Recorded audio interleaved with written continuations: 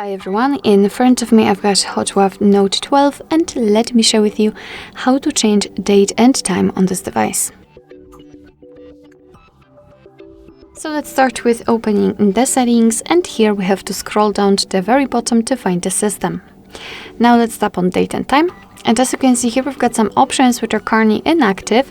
It is because we are using the time and time zone set automatically. So first of all, let's turn off all of those switchers. And now we can freely tap on date and from the calendar pick the date we want to use, confirm it with OK.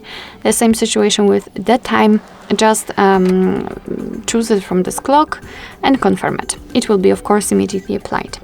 We can tap on the time zone, tap on the region. And here we've been transferred to the full list of available regions. Of course, you can scroll or you can just enter the name of the region you'd like to set. So let me pick, for example, this one. It will be immediately applied. And of course, be aware that after changing the time zone, the time will also change according to it. It's quite normal.